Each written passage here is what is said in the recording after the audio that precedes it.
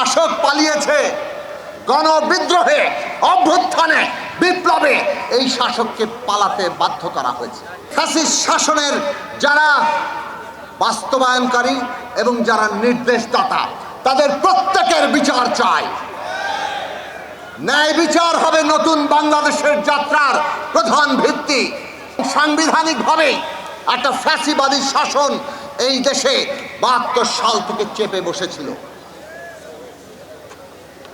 ২০২৪ সালে এই ফ্যাসিস্ট শাসনের একটা অংশের পতন ঘটেছে, অর্থাৎ শাসক পালিয়েছে গণবিদ্রোহে, অভ্যুত্থানে, বিপ্লবে এই শাসককে পালাতে বাধ্য করা হয়েছে।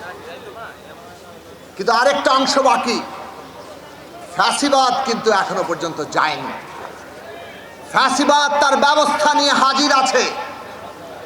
আমরা এই ফ্যাসিস্ট শাসনের যারা বাস্তবায়নকারী এবং যারা নির্দেশদাতা তাদের প্রত্যেকের বিচার চাই।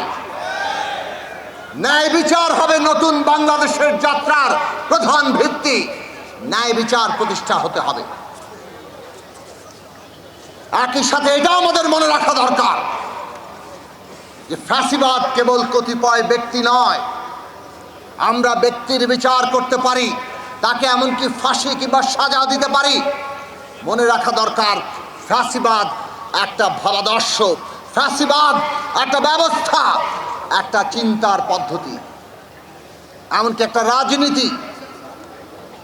কাজেই ফ্যাসিবাদী যে ব্যবস্থা, যে ধ্যান ধারণা, যে ভাবাদর্শ এবং যে রাজনীতি, তাকেও আমাদেরকে মোকাবেলা করতে হবে। তার বিপরীতে গণতান্ত্রিক জায়গা দাঁড়াতে হবে। একটা দলের ফ্যাসিবাদ সেটা অপসারিত হয়ে আর কোনো ফ্যাসিবাদ যাতে কায়েম না হয়। যদি সেটা হয় তাহলে ওই ৭১ সালের মতো কিংবা ৪৭ সালের মতো যেভাবে জন আকাঙ্ক্ষা ব্যাহত হয়েছে, ২৪-এর পরে আবারও ব্যাহত হবে। আর সেইটা যদি আমরা ব্যাহত করতে না চাই, আগামী দিনের বাংলাদেশ হবে একটা নতুন রাজনৈতিক বন্দোবস্তের উপর দাঁড়িয়ে। আর সেই বন্দোবস্ত গণতান্ত্রিক বন্দোবস্ত। এইটাই আমাদের ২৪-এর গণ অভ্যুত্থানে, ৭১ সালের বাংলাদেশের, ৪৭-এর পূর্ব পাকিস্তানের মানুষের আকাঙ্ক্ষা। ইতিহাস প্রজন্ম থেকে প্রজন্মে বয়ে চলেছে। আমরা সেই ইতিহাসকে ধারণ করতে পারবো কিনা, এটাই আগামী দিনের বাংলাদেশের ভবিষ্যৎকে রচনা করবে। আর সেই ভবিষ্যৎ যদি রচনা করতে চাই, আজকে বাংলাদেশে ৩টি বিষয় খুব গুরুত্বপূর্ণ। এক, এই দেশের সার্বভৌমত্বের প্রশ্নে বাংলাদেশের সকল মানুষের ঐক্য তৈরি করতে হবে।